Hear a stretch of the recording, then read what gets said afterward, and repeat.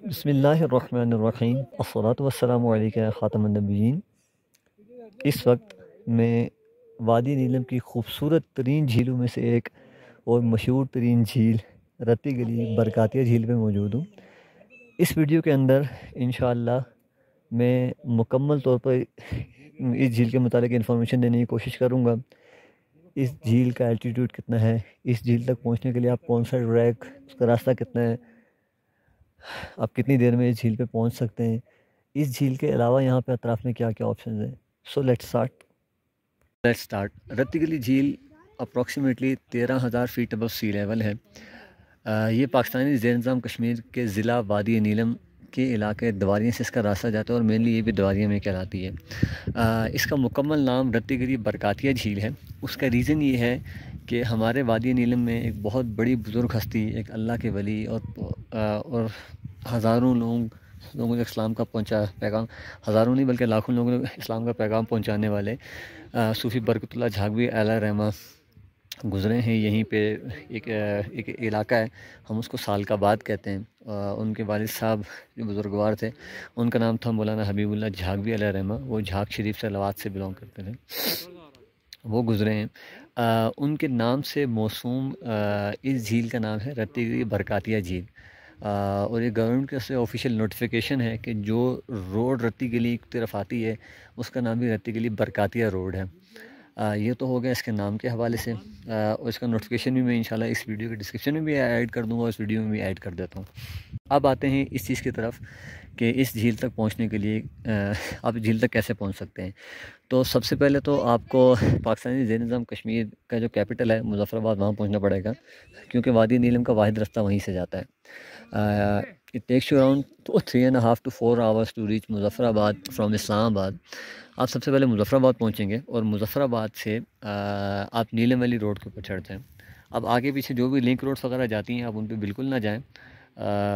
Approximately 3.5 hours या तकरीबन 4 घंटे में आप मेन दवारियाँ में पहुँच जाएंगे। दवारियाँ तक रोड बिल्कुल कार्पेटेड है, हार्डली कोई छोटे मोटे पैचेस कोई 2-4 मीटर के पैचेस डिस्टर्ब्ड हैं, और वो इतने डिस्टर्ब नहीं है कि आपको उनके लिए ऑफ रोड व्हीकल की ज़रूरत पड़े। आपकी कोई भी गाड़ी वहाँ पे आ सकती है, इवन बाइक्स आ सकती हैं।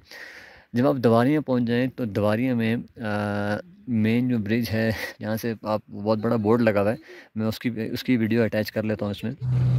सो ये वो ब्रिज है जिसके लेफ़्ट साइड से रत्ती गली बरकातिया झील का रास्ता जाता है और ये मेन बोर्ड लगा हुआ है। अब आप यहाँ से जीप लें और तकरीबन 1.5 से 2 घंटे का जीप ट्रैक है। आप 2 घंटे से कंसिडर कर लें, 2 घंटे का जीप ट्रैक है। उसके बाद आप रत्ती गली बरकातिया झील के बेस कैंप पे पहुँचेंगे। अब मैं आपको बेस कैंप की वीडियो दिखाता हूँ।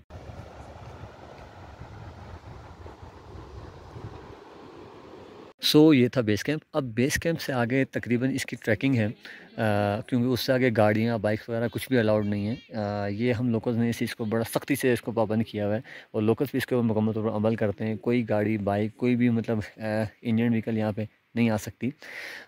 उससे आगे ट्रैकिंग है, और जो लोग ट्रैकिंग नहीं कर सकते उनके लिए घोड़े अवेलेबल होते हैं, रेडीली हर टाइम अवेलेबल होते हैं।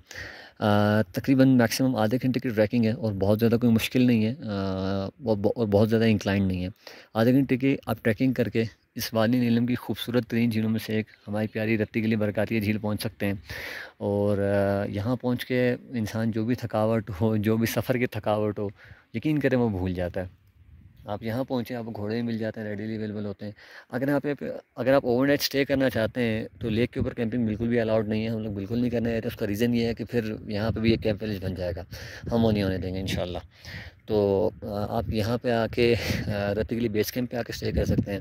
अगर आप बेस कैंप के ऊपर अगर बड़ा ग्रुप वगैरह लाना चाहते हैं, किसी कॉन्टेक्ट करना चाहते हैं या जीप वगैरह करवाना चाहते हैं, तो यहाँ के हमारे रत्ती गली और अतराफ़ के सबसे बड़े एक्सपर्ट, हमारे प्यारे भाई और एक्सप्लोरेशन में मैं जिनको अपना उस्ताद कहता हूँ, हमारे रईस इनकलाबी साहब, रईस इनकलाबी कश्मीरी साहब, उनका भी कॉन्टेक्ट नंबर मैं इसी वीडियो में दे रहा हूँ। आप उनसे कॉन्टेक्ट कर सकते हैं, मुझसे कॉन्टेक्ट कर सकते हैं।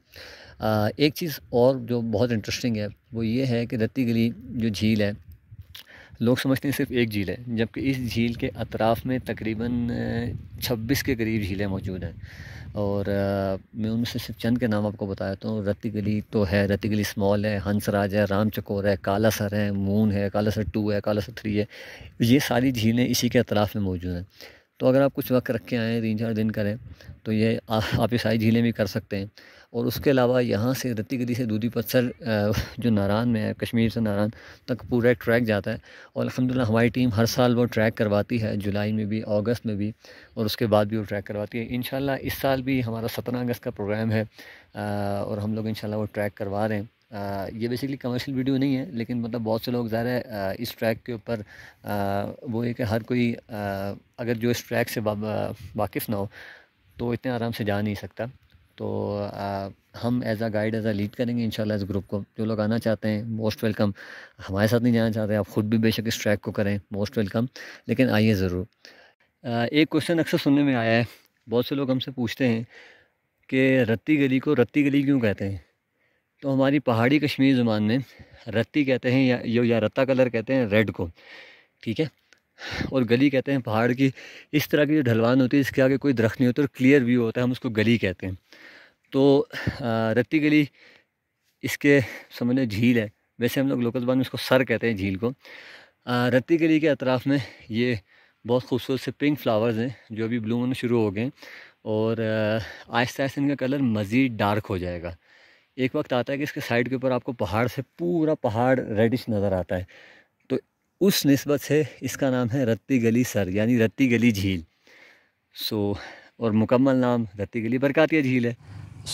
ये है वो official notification from Kashmir government about the name of Ratti Gali Barkatia lake and the road that takes to Ratti Gali Barkatia lake.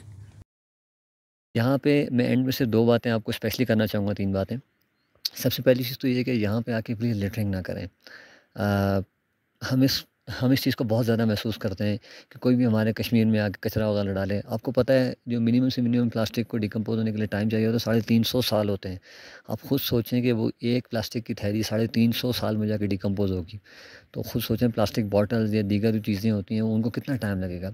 तो पहली बात है कि यहाँ पे आके लिटरिंग ना करें। अगर लिटरिंग ही करनी है तो मेरी आपसे रिक्वेस्ट है आप बिल्कुल कश्मीर ना आएँ, कोई मसला नहीं है। हमें ऐसे टूरिज़्म की बिल्कुल ज़रूरत नहीं है जो यहाँ पे आके हमारे इलाके को गंदा करें। तो पहली चीज़ तो ये। दूसरी चीज़ ये कि यहाँ पे आके लोकल नॉर्म्स का ख़याल करें। कुछ लोगों को मैंने यहाँ पे देखा कि आबशारों के नीचे खड़े होके आधे कपड़े पहन के, सिर्फ चड्डे पहन के नहा रहे हैं। आप खुद सोचें, यहाँ से लेडीज़ बच्चियाँ भी गुजर रही हैं, उनका भी दिल करता है कि वो आके आबशार के नीचे एंजॉय करें, लेकिन वो नहीं कर सकती क्योंकि नीचे इस तरह के गंदे मैले लोग खड़े हुए हैं।